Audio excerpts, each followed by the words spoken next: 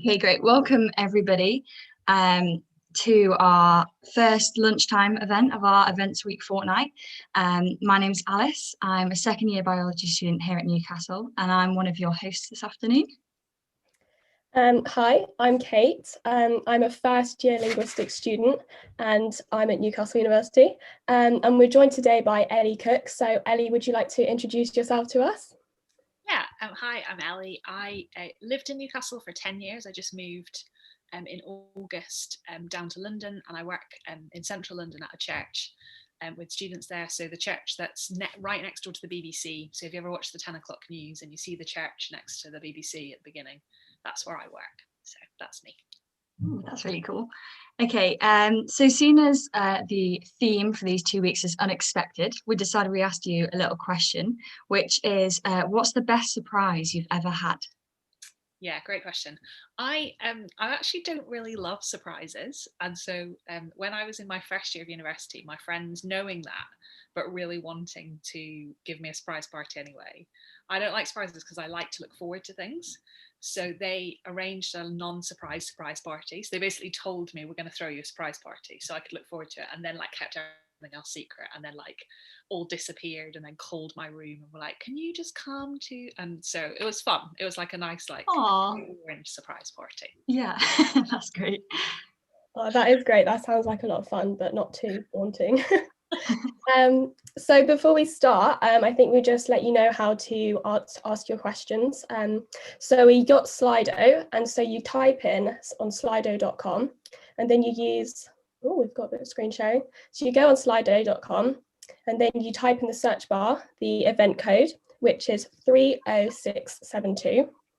And then when you've entered that, you can then type in your questions, any question that you want during the talk or afterwards, and then you can send that. And then when you've asked your question, there'll usually be lots of other questions, and then you can choose to upvote it by using the thumbs up, and then you can just show that you like the question or you'd like that one to be asked as well. So yeah, get asking your questions. Yeah. Great. Okay, right, cool. So yeah, like Kate said, get asking your questions. You can ask them anytime throughout the talk or after the talk. Yeah, just ask away. So yeah, now we're going to hand over to Ellie for our talk. So take it away. Thank you so much. Well, yeah, good afternoon. Thanks so much for coming along as we think about this question. What does our mental well-being teach us about what it means to be human? And as I begin, I want to just give a wee bit of a background on me and why I've agreed to come and talk on this subject. I am not a mental health professional. I'm not a doctor. I don't have any qualifications in psychiatry or psychology or anything like that. So if that's what you're hoping for, sorry, disappointing. But I do have some experience of these sorts of things from the other side of the table, as it were. So I was diagnosed with depression and anxiety 6 years ago. I take a daily dose of an antidepressant called citalopram for that. And I also have some post-traumatic stress. And so I've received various kinds of talking therapy for that on and off since I was a teenager. Now, I'm not sure what brought you along today. Maybe it's because you personally have also struggled with mental illness, or a friend has, or whether you're just generally interested in what it means to be kind of mentally healthy. But certainly it's an important topic for you to be thinking about as university students. There was an extensive study in 2018 that found that 1 in 5 students suffered from a mental health issue, with depression and anxiety being most common. But let's face it, with the events of the last year, I expect that number has risen. And also the reality is that we all struggle at times. Even if you don't have a diagnosed illness, you'll still know what it's like to feel sad or low or anxious. And that's definitely all of our reality this year. We are disappointed over cancelled plans or things just not being as we had expected or hoped. And perhaps you're a fresher and you've been really looking forward to your first year of uni for a while, and then it's kind of been like this and very much not met the expectations. Maybe you're a final year student and you're stuck at home rather than in Newcastle, and you're wondering if you're going to be able to come back at all, to get to enjoy all those kind of final trips to the beach or nights out or lazy sunny post-exam days in the park. We've been afraid as we've watched the news and we've heard the statistics, we've seen footage of ambulances queuing up outside hospitals. And now that things do seem to be getting better, we're anxious about what the future will hold. Will the economy be okay? Will there be a job for me at the end of this? Or maybe you've been affected much more seriously by all of this. Perhaps you've lost someone you loved and the grief just feels heavy and inescapable. Perhaps you or someone you know is suffering from long COVID and you're afraid of when that might end. Perhaps parents have lost jobs or gotten divorced and you're struggling to know how to feel. In the past, mental illnesses haven't really been understood very well in our society. There's been a bit of an attitude of it's just not that big a deal, or pull yourself together. Wonderfully, that does seem to be changing, and increasingly people are talking about mental illness, but also more positively mental health. And the idea that is that we don't just look after our bodies by exercising and eating well, but we look after our minds too. Now, I love a bookshop. I am very excited about April the 12th coming when, yay, non-essential shops will reopen according to the roadmap. And I will get to wander the bookshops again. And I live in a part of London where there are loads of really wonderful bookshops, and it is a great joy that I'm going to get to do that. One of the areas that I really like in a bookshop is the kind of self-help lifestyle section. There's always something really random and interesting there.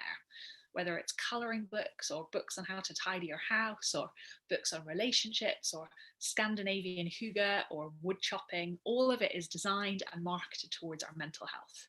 We want peace of mind and heart. We know that we're worried and sad and low. We don't know what to do with that.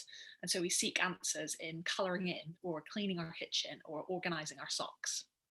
And all of those are great things and they can be helpful, but none of them manage to fix everything, do they? If I've just doom scrolled through Twitter and been bombarded with bad news and harsh truth, I can stop and do some yoga and deep breathing, or I can tidy my room, or I can do some colouring in. And all of those will give me a distraction for a moment, but the bad news still exists and the harsh truths are still true.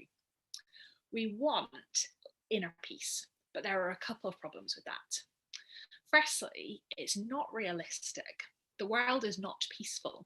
However much I might deep breathe myself into a peace in my head and heart, the world out there hasn't changed. It's still scary, it's still sad, and eventually I'm going to have to open my eyes and walk back out into it. It's also not very kind. It's all very well having peace in my own heart, but what about everyone else? If I lock all the doors, light my candles, put on my cozy jumper and embrace the hygge lifestyle, that's nice for me. But what about the single mum who's wondering how she's going to feed her children during the Easter holidays? What about those homeless people who are living in tents around the corner?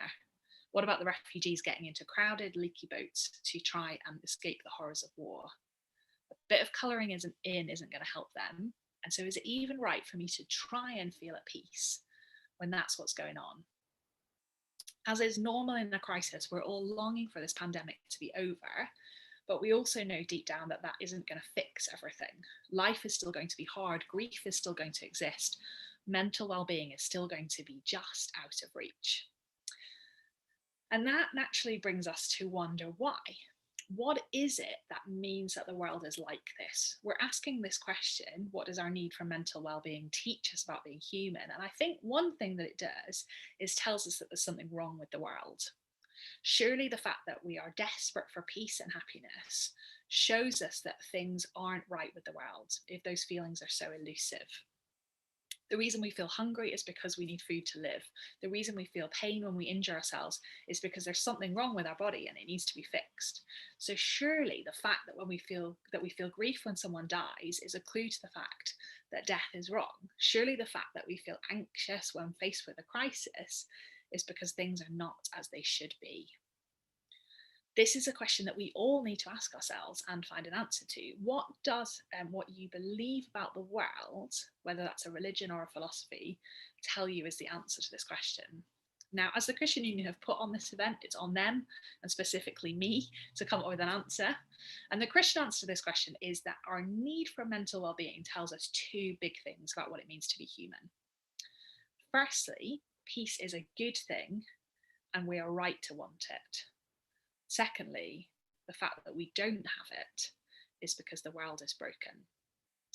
The Bible tells us both how things were supposed to be and also how it all went wrong. Right at the beginning, in the book of Genesis, we're told that God created this universe that we live in, and he created it good. He also created us. He made us good too, and he made us for a relationship with him.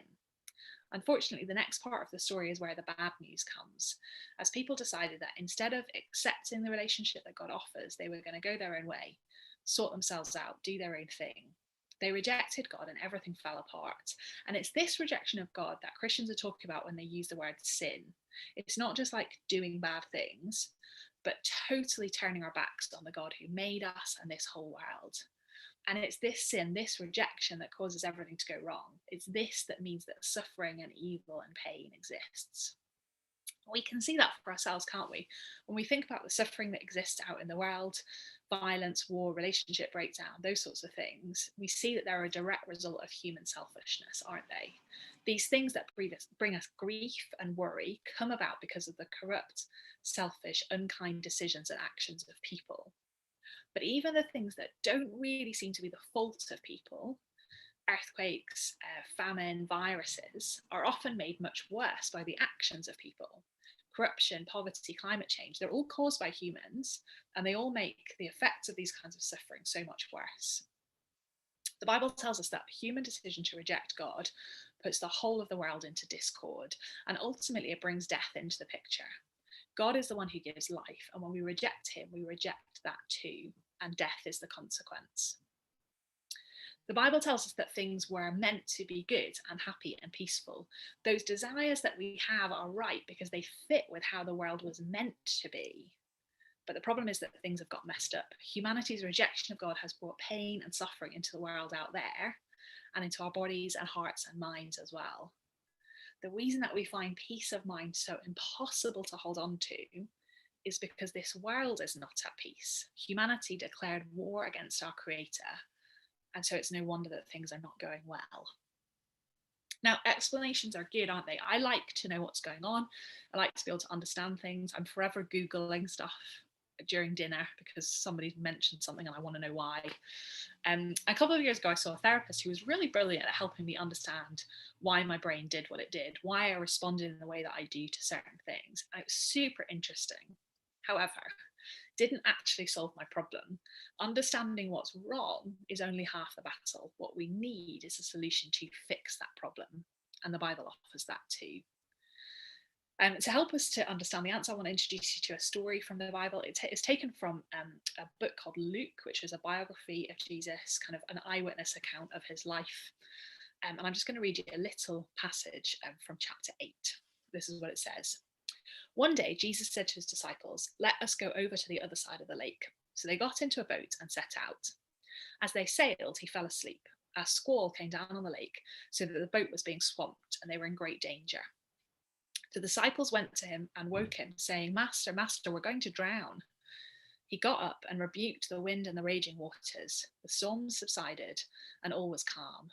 "Where is your faith?" he asked his disciples. In fear and amazement, they asked one another, "Who is this? He commands even the winds and the water, and they obey him." Now, most of Jesus' followers, his disciples, were fishermen. They knew the sea, they knew storms, and so for them to have been afraid that they were going to drown shows how very serious it was. In ancient Jewish thought, the sea was a place of chaos. I am very much on board with that. It's fine to look at, it's very beautiful, but I do not want to be in it. It is big and powerful, and we do not have control over it.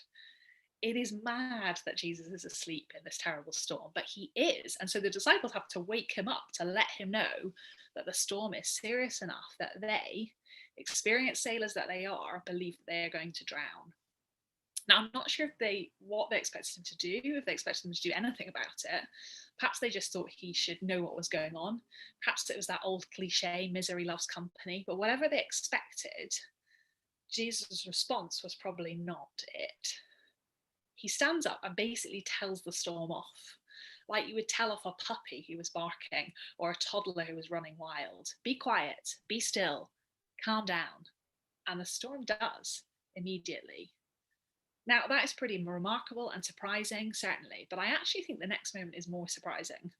The disciples' reaction isn't relief or gratitude, it's fear. They were afraid of the storm, but they're more afraid now because who is it who's sitting in the boat with them? Who could possibly have the power to calm a storm with a word? The claim that the Bible makes in this story and elsewhere is that, as I mentioned before, God made this world, and so only God can control this world. Jesus speaks a word, and the wind and the waves obey him because he is God. And on the one hand, that's great because he can bring peace in a dangerous situation. But on the other hand, it's frightening because if he has that kind of power, then it proves that this world is his. And if we've been living in a way that ignores him or rejects him or dismisses him, then that's a problem. As I mentioned earlier, God is the source of life. And so if we reject him, then we reject life as well. It's a pretty scary prospect and frankly not great for our mental well-being, but thankfully there is some good news to come.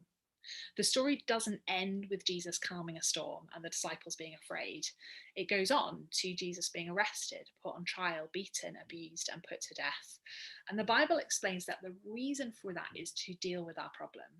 We have rejected him, and the consequences for that rejection should have been death. And yet, because he loves us, he goes to the cross in our place. On that cross, he took the sin of the world on his shoulders, all of our selfishness, all of our unkindness, all of our violence, all of the pain that we cause to one another, and most importantly, all of our rejection of God and the relationship that he offers. Jesus took all of that on his shoulders and died for it. Even though he'd never been selfish or unkind or rejected God, he died for it. He died in our place so that we could be put back into a relationship with God, just as if we hadn't ever turned our backs on him. And then wonderfully, amazingly, perhaps for you unbelievably, 3 days later, he came back to life. He beat death and came out the other side. He took our death on his shoulders and offered us his life in return. All of which means that however terrible suffering, mental illness, grief, and fear is now, and it is terrible, it's no longer the end of the story. Death doesn't have the last word anymore. Death doesn't win anymore. Jesus does instead. What he proved as he walked out of his own grave is that real, true, hurt-free life is still to come. This is what we mean when we talk about heaven, a place that the Bible describes as good and right and eternal, where there's no more sickness or pain or crying or death, where Jesus will wipe away every tear from our eyes. One day there will be a place where depression and anxiety and fear and grief don't exist anymore. Jesus has proved that by winning over death. He has made it possible by taking away our sin and offering us new life. He has made peace with us, even though we were the ones who declared war in the first place. So, am I saying that becoming a Christian will solve all your mental health problems? No, not exactly. I've been a Christian for 21 years, but I'm also taking antidepressants and I go to therapy and I struggle with my mental health. This world is still broken, and being a Christian doesn't mean that you can hide away in a warm hygge bubble and protect yourself from the sadness outside. But what it does do is it gives me hope, not in a kind of cross my fingers, hold my breath kind of way, but in a certain, definitely going to happen and I'm really looking forward to it kind of way. I know with certainty that one day things are going to be made right once and for all. And that knowledge keeps me going and brings me real joy and happiness as I look forward to it. Now, I'm sure you've got questions, put them in the Slido. Perhaps you think this is all nonsense, and you're welcome to think that. If that is you, thank you so much for coming and listening anyway. But I wonder if I might leave you with a wee challenge. I told you what I believe in terms of what our desire for mental well-being tells us about what it means to be human. What's your answer to that same question? Can you make sense of it? And if not, might it be worth investigating my solution to see if it does a better job? Here's what the author C.S. Lewis had to say. Creatures are not born with desires unless satisfaction for those desires exists. A baby feels hunger. Well, there is such a thing as food. A duckling wants to swim. Well, there is such a thing as water. Humans feel sexual desire. Well, there is such a thing as sex. If I find in myself a desire which no experience in this world can satisfy, the most probable explanation is that I was made for another world.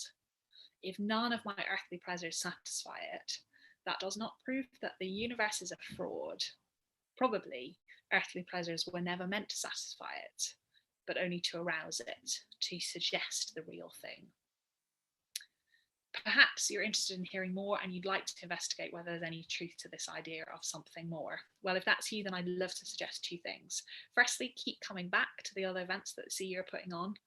And secondly, why don't you read this biography of Jesus that I mentioned for yourself and see what you make of him. If you'd like a copy, would you get in touch with the CU and they will make sure to get you one. But I'm going to hand back to the girls now, and we're going to take some time for questions. Great, thank you so much for that. That was so interesting. So we do have a few questions that have come in. So just before I start asking the questions, I'm just going to remind everybody how you do ask them. So if you go to slido.com and type in the code, which is 30672, then you can ask your questions on there. Yeah, there we go, 30672. And then you ask your questions, and you can upvote them by pressing the little thumbs up, so you can see we've got some there. So you can, yeah, upvote them and they will be asked. We'll try and get through as many as we can in this time. But yeah, I can't promise we'll get through all of them. Okay, so we'll start with the first one, which is therapy and medication good? Does it mean that you don't trust God? Great. Is therapy and medication good? Well, medication I found to be great. Some people have struggles with it. There are some side effects that I've had, but they've been minor and are very minor in comparison to the great benefits of not feeling really sad all the time. So I would recommend in that if you're really struggling, please go and see a GP and ask for help. Therapy I've also found to be really helpful. Sometimes I've had some really shocking bad therapy, but I've also had some really good stuff, and I think there's a little bit of just sort of work out what works for you and what you need at the time. In terms of like, what was it something about, does it show you're not trusting God? Yeah, does it mean you don't trust God? No. It's a funny thing that sometimes that is a bit of a reaction, even sometimes from Christians actually, which is really frustrating, because nobody ever reacts that way when you think about physical health. So I on Wednesday of last week fell down the stairs in my flat because I was looking out the window at some friends who were having fun, and I was jealous that I wasn't there, and I missed a step and just walked right off it and sprained my ankle. And it's very sad and sore. But nobody then was like, oh, just like it'd be fine if you just carry on as normal and just like suck it up, trust Jesus, and you'll be grand. People were very sympathetic. They gave me ice, they gave me painkillers, they made me put it up like on a cushion.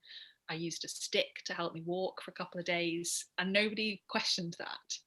If you have got, we're all kind of getting ready to have our vaccines. I'm very excited about that. No one's saying, oh no, just trust Jesus with that and don't bother getting the vaccine, because we recognize that there's all sorts of things going on in our bodies, and sometimes we need help to put things right. We need medication, we need help to kind of like rewire our thinking, which is often what therapy is doing. And one of the things that we believe about this world as Christians is that God made it and also made us in his image and gave us kind of creativity and intelligence. And so we're really thankful for like scientists who come up with medications, use their kind of brains to do that, use the stuff that exists in this world to fix things. And so, yeah, I think basically, thank you very much for asking that question, because it's a really good question, but also no. And if you're struggling yourself, please make use of therapy and medication, because they're excellent and a gift from God, I believe. Yeah, that's so good to hear. Thank you. We've now got a slightly more personal question to you, so just feel free to be as elaborate as you want, or, it's up to you. But how has faith impacted your mental health? Great question.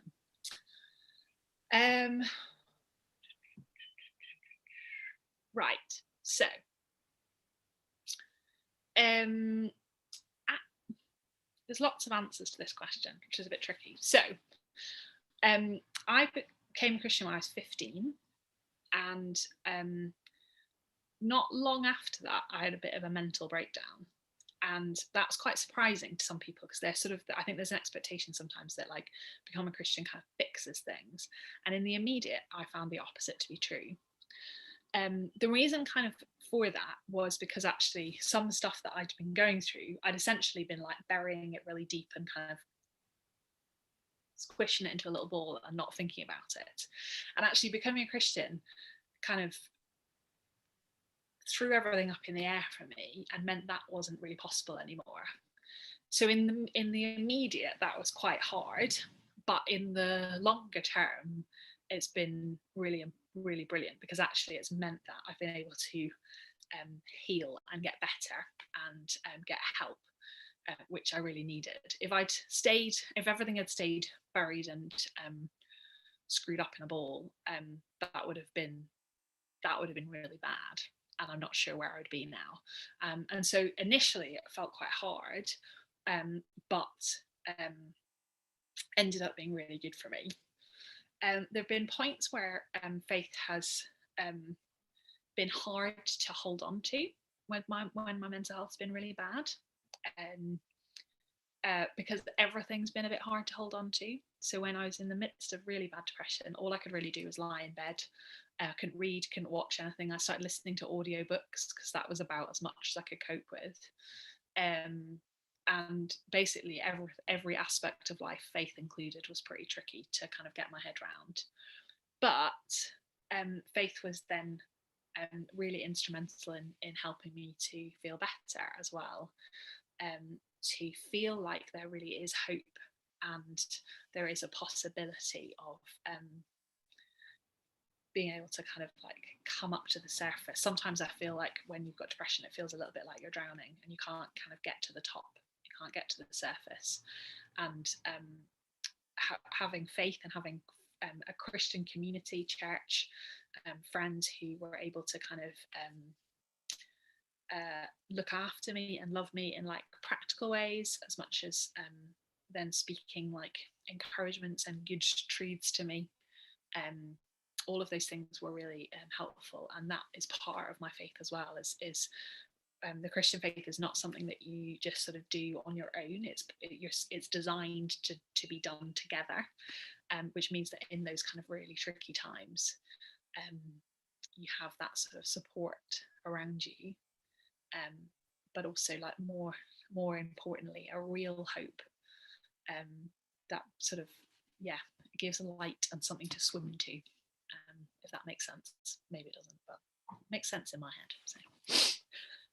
Thank you very much. Okay, next question is, how can you believe that God is really good after years of struggling with mental health? Such a great question. Yeah, sometimes it's quite tricky to do that, actually. I think that'll be the case for anybody who's suffered in any way, whether that's mental health or physical health. When we struggle, when we suffer, sometimes we have that big question of like, well, why is this happening? Can God really be good in the midst of this? I suppose the way that I would answer that would be two things. One is that I think believing in God and knowing what I do about him and the world, it gives me an answer to why it's the way it is. Like I said in the talk, I really like to know why things are happening. I like to understand how things are working, and there is something really frustrating, isn't there, about living where you don't understand why something's occurring. And I don't really understand like the intricate like everything that's going on. So in terms of like things that happened to me in my childhood, I don't know why they happened to me, but so therefore why I've kind of had the reactions that I've had. I don't really, I'm not a doctor, so I don't really understand like brain chemistry and how that works either. But what I do understand is I understand this bigger picture of why the world is the way that it is, why suffering exists in the world. And I talked a bit about that in the talk, the idea that the world was made right, made perfect, made good, and yet humanity, in rejecting God, kind of brought everything into kind of discord and messed it all up. And so that means that both in terms of the wonky brain chemistry that I have, but also the kind of things that happen to me, things that people did in my childhood, I can see the reason for both of those, both the fact that this world and our bodies are broken and also that people do terrible things are the kind of reasons behind what's going on. So it gives me an explanation as to why suffering exists and why my mental illness exists. But I think also it gives me hope. And again, like I was speaking about, the fact that what we see in the Bible, what we see in Jesus, is somebody who understands what it's like to suffer. He came and he lived as a human on this earth. He had friends. He saw people die. He struggled. He was hungry. He was tired. He got ill. Those sorts of things. But then ultimately, he died a really brutal death. So he knows what it is to suffer. He knows what it is to be abandoned, all of those sorts of things. But he doesn't just understand, he also can do something about it. And that's what we see in that reason for his death is to deal with this issue of sin, to deal with this issue of brokenness that we're all facing, and then to beat it, to kind of finish it all, to get past it, so that when he rises from the dead, he gives us that hope, that certain hope that we're free, we've been set free, that we've been forgiven, and we have a hope of a future where there is no pain and suffering. And so I don't think that my suffering is, I don't see my suffering as something that God is responsible for. I recognize that it's something that humanity is responsible for ultimately, but I do think that God has a solution to it, and so that's why I can believe that God's good, because he didn't cause it, but he has come and solved it. Yeah, fabulous.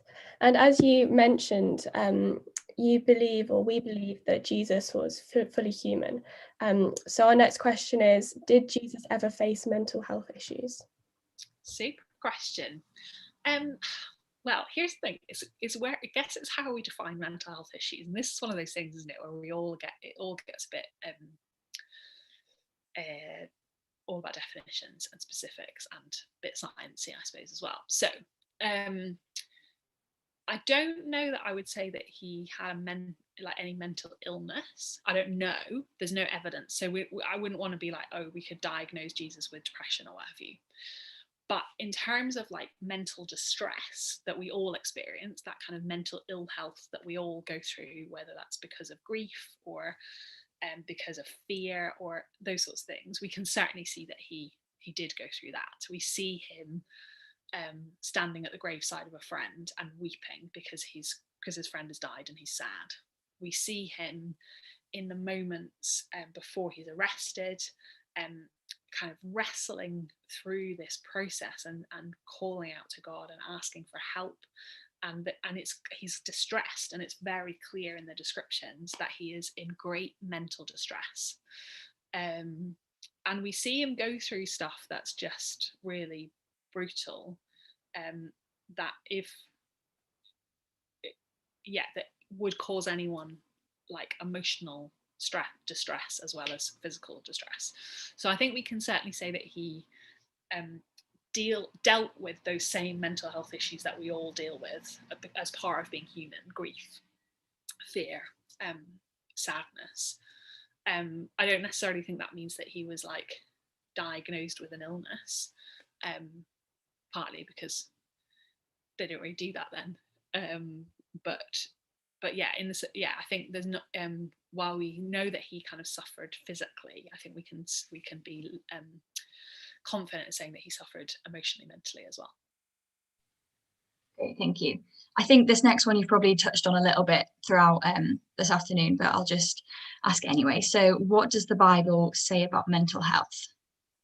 Yeah, great. It's not, again, it's not a kind of like manual on like definitions of mental illness, because those are relatively recent kind of explanations, discoveries. And I mean, even that, like, they don't really understand everything that's going on. Like, they give you, if you go and you're kind of go to the doctor with depression, you'll go into the doctor and they'll do a little quiz with you, and where they ask you questions and they give you a score depending on your number, and then the score basically depending on your answers, as to whether they think you're depressed or not. So it's not exactly like they don't do like a blood test to decide. And then they give you medication to like try and see whether it works, and they do, and if it does, then fab, and if it doesn't, they try you on something else. It's all so like, I have great confidence in the doctors and I'm very grateful to them, but I also recognize they're kind of making up as they go along with this sort of stuff sometimes. So good on them for giving it a go. But certainly, therefore, in terms of a Bible which was written like several thousand years ago, over a period of several thousand years, it would be ridiculous probably for us to consider that it would kind of define those terms. And also because that's not really what it doesn't also like talk about cancer or like those sorts of things, because it's not a medical textbook, but it talks about life, and we kind of see illness and those sorts of things occurring and all of that. And again, we see like mental suffering, mental distress in the lives and of the stories of the people that are there. And I find that actually to be super helpful. One of my favourite books in the Bible is a book called Psalms, which is in the middle of the Bible in the Old Testament.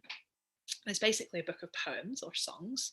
There's 150 of them, and they kind of cover basically every human emotion in those 150, and including like real grief and real sadness. And one of them, Psalm 88, is just bleak from beginning to end. There's no kind of joy at the end of it. It's just really bleak. And some people are like, oh gosh, don't worry, we want to read that. I really find it quite helpful to read it sometimes.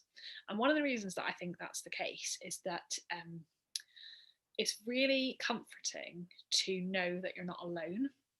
That's one of the real struggles with mental health stuff, because it's in your head, because you're experiencing it. Like, you can't like show it. Like I said, you can't do a blood test. You can't like, that's one of the weird things about pain in general, isn't it? Like, I fell downstairs, sprained my ankle. I can explain how it feels, but like when I explain that, does somebody else really understand what I mean?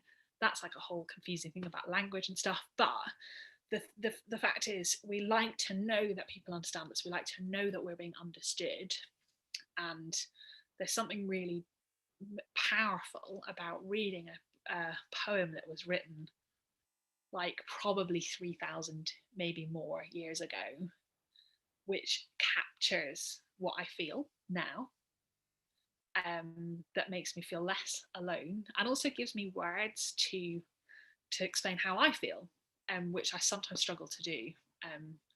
And so yeah, I think that's a real gift, to know that you're not alone in this, that this is a common human experience, and one that you can speak to God about and have him listen as well.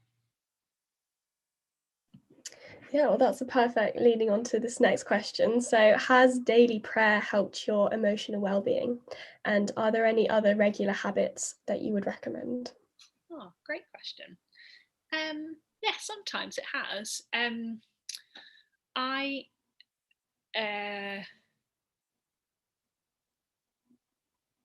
So I think there have been points when I've been really struggling where I would have found it quite hard to pray. And again, this is why Christian community is so wonderful and so valuable.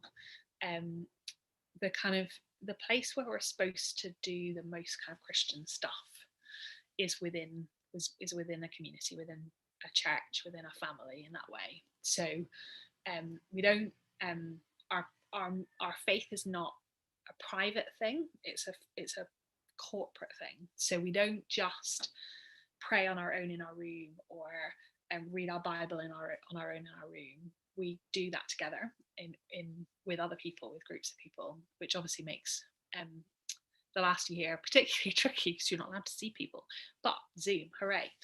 And so we do that together. And so in those moments where I particularly struggled, having people pray for me, with me, like on my behalf, but also just like in my presence, so I can listen in, has been really, really valuable and wonderful, and I've so appreciated that. But I think also other things that have helped, like I do, like I said, find real comfort in reading the Bible, knowing that I am understood, and knowing that there's like I guess like a hope that's certain, that I can kind of look forward to. One of the things that I do when I'm struggling, I think a bit more with that and a bit more with kind of concentrating and so on, is I would read a psalm and maybe pick one line from it that I find really like particularly helpful or interesting or inspiring, and I might just like write it out in like fancy calligraphy writing and like draw around it, kind of like the colouring in, but rather than, I suppose, to distract, to focus in on something, and to kind of hold on to a truth in that way. So I found that to be really helpful, and I do that, try and do that every day. Not great at it sometimes, but yeah, I find it really useful. Great, thank you. Next question is, do you think the church is good at supporting those with mental health issues? Also a great question. Sometimes yes and sometimes no. So the church is a funny thing. And when Christians talk about the church, we sometimes use the same word to mean slightly different things. What the church means in terms of what the Bible says is everybody who's a Christian. And that means like everyone who's ever been a Christian, so people who've like been, thousands of years, and they've like gone to heaven, they're the church. People who are like on the other side of the world, and they're the church. It's one group of people who are kind of the family of God. But then we also talk about it in terms of like a local church, so like in Newcastle, like JPC is a local church, St Thomas's Haymarket is a local church, like that. There's a group of people who meet there together, and they are this local church, this family. And so and I guess what we see is that the big global universal church is God's family, and they kind of take their lead from Jesus. They're also made up of human people, and some of us haven't got to heaven yet, and we're not great at doing things right all the time, and we make mistakes and we mess up. And so sometimes people in local churches perhaps have not been super supportive or helpful. Sometimes people will say the wrong things, sometimes people will say quite unkind things. Sometimes people in the past have not understood stuff, and therefore they've not been understanding in the way that they speak. And so certainly the church hasn't always been great, but it should be. If we take our lead from Jesus, then we will be. And I think lots of churches are getting better at this. Lots of local churches are getting better at this. Certainly my experience of church has been really wonderful. So when I was in Newcastle, I was part of a church called Christchurch Newcastle, and they were just so wonderful and so kind, and were such a good family to me. There were times when I sat and just cried my way through church, and nobody like gave me a funny look or was unkind to me in that. They just loved me and looked after me, and welcomed me into their homes and cooked me food and let me live with them for points when I needed it, and all sorts of things like that, which are just super valuable. And so my experience has been really positive. If you haven't had a good experience, if people have been dismissive or unkind, then I'm really sorry that that's been the case, and I hope that you would not base your kind of view of Christianity on Christians who've made mistakes.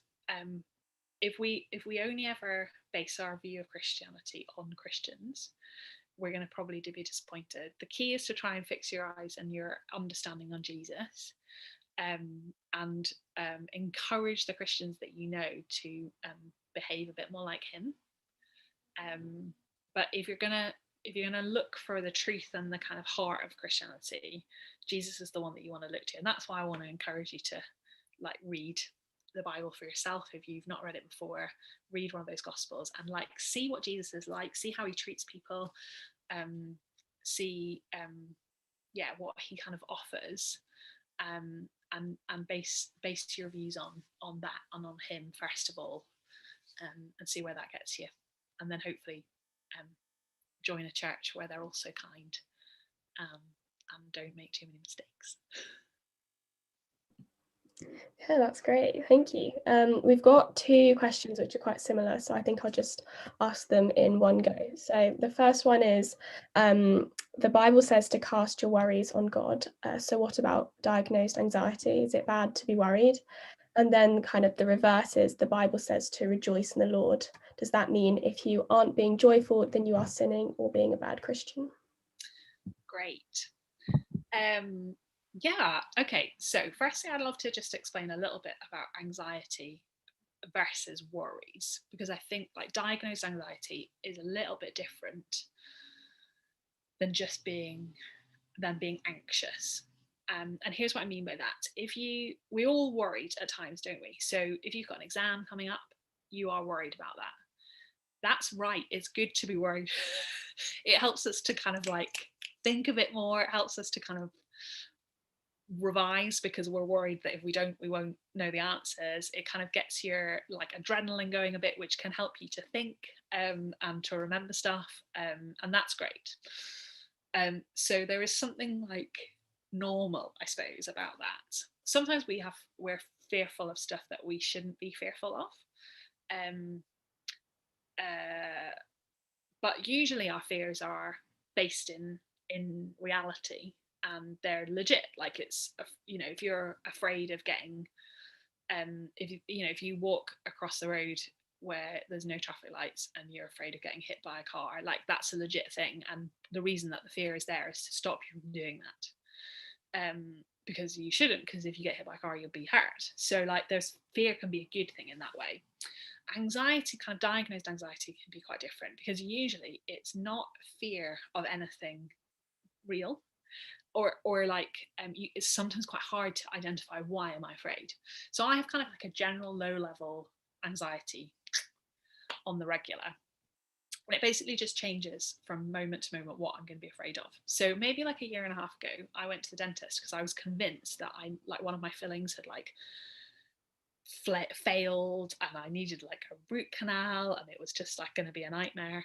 And I went to the dentist and I convinced myself this, and I was like my whole face feels so sore and I was so anxious about it. Went to the dentist, she did the x-rays, she was like, there's nothing wrong, it's all grand, there's no problems. It's like, great, super. And I said, yeah, it's probably my anxiety, I just kind of made this thing. And she said, oh right, well that's great. And I was like, yeah, it's nice actually, because for about the next 10 minutes I feel super relaxed and really lighthearted, and I feel like every burden has been lifted off me. I also know that in about 10 minutes time something else is going to come in for me to be anxious about, but at the moment it's just super great and I'm really happy about it. So that is just my life, is just being anxious about things, some of them that could be true but some of them not. And sometimes it turns into like proper kind of like an anxiety attack where you're like, you feel like you're going to faint, you're hot, you're cold at the same time, you want to run away, but there's no real reason, there's nothing to run away from, which is quite distressing because you're like, how can I get away from this feeling? So it's not based on a fear of a thing, it's just my brain doing a craziness, right? So that's just to give a little bit of an explanation of what's going on there. So the Bible says, do not be anxious about anything, is talking about things that we might fear, like a thing that you can be afraid of or worry. I think that's a little bit different than kind of like diagnosed anxiety. But the other thing that's really helpful about this, and also that kind of command to like rejoice always, is that they're there not as a kind of like, if you do not do this, you're in trouble, but rather an encouragement to this is what life can be like. We don't want to be anxious, we want to be able to not worry, and what the Bible is telling us to do is great. That's a great thing. You can do that. You can trust Jesus with your fears. So if I'm afraid of death, I don't need to be afraid of death, because Jesus has solved it. He's fixed the problem, and I don't need to be afraid of that. The fact that the Bible tells us to do those things, to not be anxious and to rejoice, the reason it does that is because it knows that we're going to find that hard to do. If it weren't a problem, if we were all just like happy going around rejoicing and not being anxious, then the writers of the Bible wouldn't have given those instructions to us. There would have been no need. You don't need to tell people something that they're already doing. So they're there, but they're not there as like a command, like if you get this wrong, you're in trouble, but rather as an encouragement of, you can trust God, you can rejoice, you can not be anxious, because you can give it to God. And the thing that's really wonderful about being a Christian is that you don't become a Christian because you're like really awesome at being a Christian and at doing the right thing. The reason that you become a Christian is because you know that you can't do it. Being a Christian is basically accepting that you're a loser and that you need help, which is not great. Like, no one loves to do that, but also when you come to realize that that's the reality and that's truth, you're like, okay, fair enough then. And the thing that's really good about that is that doesn't stop when you become a Christian. So it's not that you become a Christian and then it's like, okay, right, well now suck it up and get on with it, but rather it's like a life of knowing that you can't do it on your own. And so we believe as Christians that God has sent his spirit to live in us and to help us with all sorts of things, including not worrying. And so actually on the daily basis, when I'm afraid of things, I can ask for help. I can ask that the Spirit would help me not to be afraid, that he would help me to hand my worries over to God. I can also thank God for the fact that he's given people the skills to create medicine that helps me to do that, and therapies that helps me to manage it, and all those sorts of things. But certainly, it's not a requirement to do everything right to become a Christian.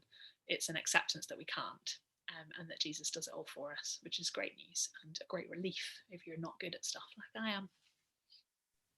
Yeah, that is such good news. So we've got time for one last question quickly. So the question is, sometimes Christians seem happy. Is that Jesus, or just a coincidence or common personality trait of those who might call themselves Christians? Great question. I mean, sometimes I think there probably is just that they're happy. People are happy, aren't they? Some people are more than others. But I would expect it's mainly about Jesus. We've got a reason to be happy, even when